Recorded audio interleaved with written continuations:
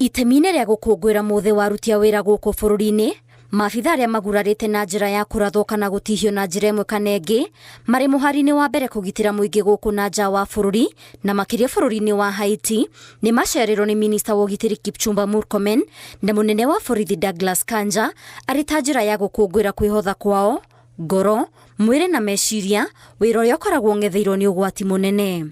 Our officers who serve our country in different parts of this nation who got injured while on duty, including one officer who got injured in Haiti. During this Labor Day, we came to celebrate the fruit of their labor.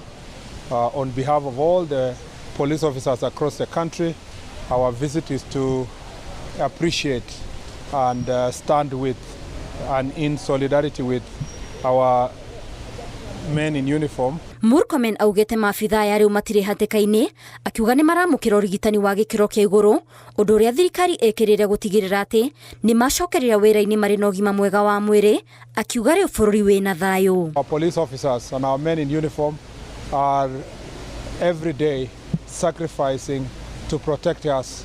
The reason why our country is peaceful is because somebody somewhere is making a sacrifice, and that sacrifice is manifested in the injuries and the suffering they go through. Ona kũrĩ o ũguo, Murkomen augĩte thirikari nĩ ĩracakaya nĩ gũteithĩrĩria famĩlĩ cia andũ atano arĩa maroragirwo tarĩki 28 kiumia gĩkĩ nĩ maabitha a borithi mwena wa Ang'ata Barikoi kaunti-inĩ ya Narok, mũrũrũngano-inĩ ũrĩa ũratabanirio nĩ mũingĩ ngucanio-inĩ ya mũgũnda.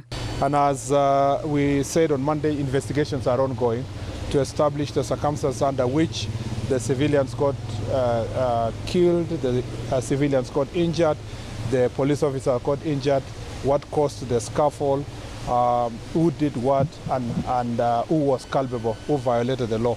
Maya mahanĩkĩte rĩrĩ njũragano cia maabitha a borithi ithiĩte na mbere na gũkũmithio na njĩra nene gũkũ bũrũri-inĩ. Ngĩribotera Inooro TV, njĩtagwo Waithĩra Nduati wa Mwangi.